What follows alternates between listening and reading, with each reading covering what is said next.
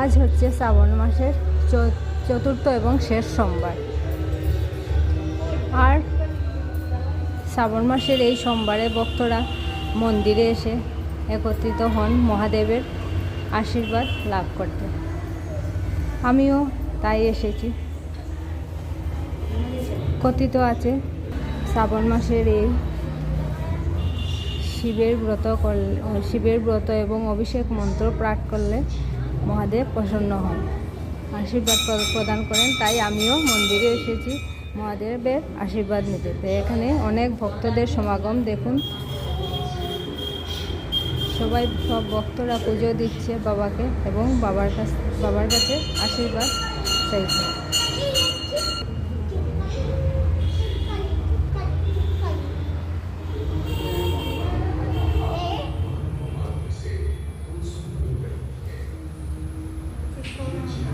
এখানে মা কালীর মন্দিরে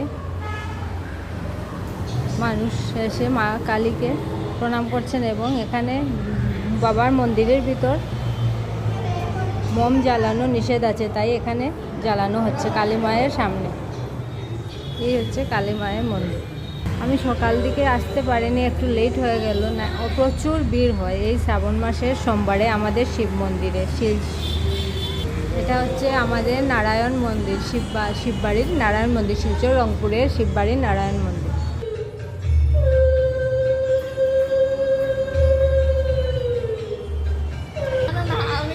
আপনি পূজা দে দিয়া। আর দেখুন এদিকে ভক্তরা কিভাবে ভক্তি সহকারে বাবার পুজো করছে। শেষ সোমবার শ্রাবণ মাসের। তো আমি এখন পুজো দিয়ে নিচ্ছি, আপনারা দেখুন, দেখতে থাকুন।